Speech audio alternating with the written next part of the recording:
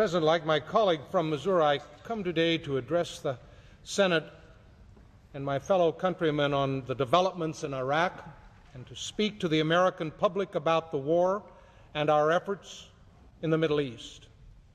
Before I begin, let me quickly state that, like many Americans across the country, I have and will maintain steadfast and strong support for our men and women in uniform. Further, also like many Americans across the country, I too, over the last good many months, have had moments of doubt regarding the progress in Iraq and the overwhelming challenges that both Iraqis and Americans and coalition forces have faced there.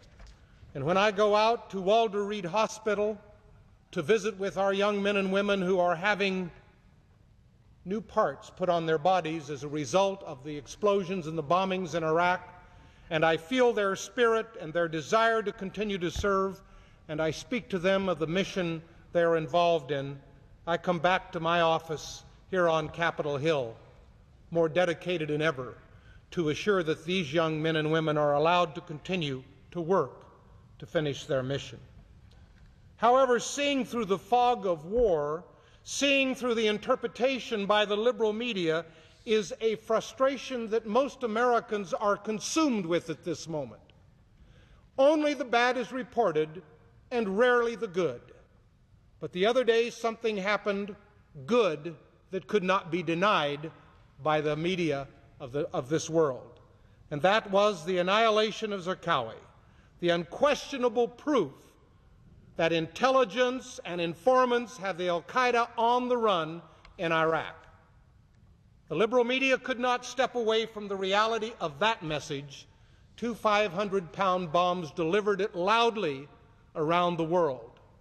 And while it says a lot about our own intelligence, it is my opinion, and I am told, it says a great deal about the Iraqi people that are fed up with the way they are being treated by the vying forces of Iraq, and many of those forces being from outside their country.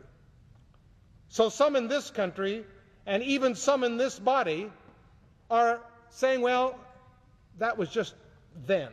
We've got to deal with now and into the immediate future. Let's get out of there. Let's cut and run. It's time we bring our soldiers home. And I suggest that it may be time to adjust tactics. We have a new government in Iraq. It is now whole. It is stood up. It is running. And it's putting its own people out in front in defense of its country, both as in the military and in the civilian police. Now is not the time to leave this fledgling new country standing alone. Our tactics may change. We may step back a bit, but we, I believe, have to be there to continue to strengthen and allow them to grow.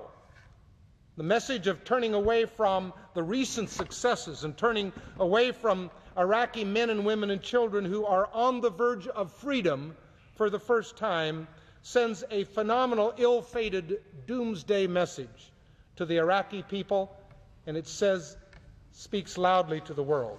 Most importantly, however, it sends that strong message to the terrorists that all they have to do is be patient.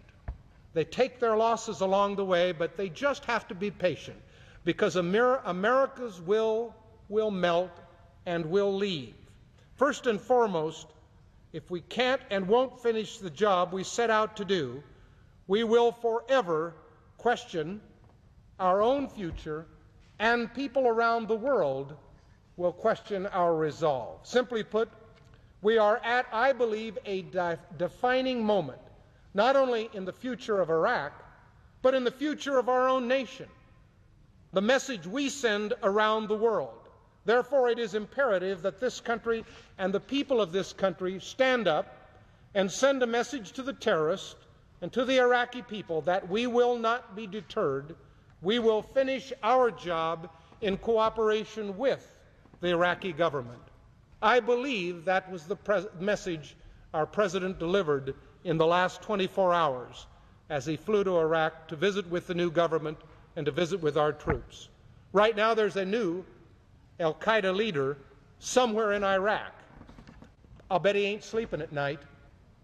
I'll bet he's running from house to house, and my guess is his immediates around him are doing just the same thing. Because we receive now thousands and thousands of informant messages, and this man, while he packs a new title of leader, is being hunted by a young man from Twin Falls, Idaho, or a young man from Manchester, England, or a young man from Kirkuk. Those are the realities of war. That's why we stand on the floor talking in behalf of this country's future and the men and women who wear our uniform and the mission we have sent them to do. I ask unanimous consent that the balance of my statement be a part of the record, and I yield the floor and note the absence of a quorum.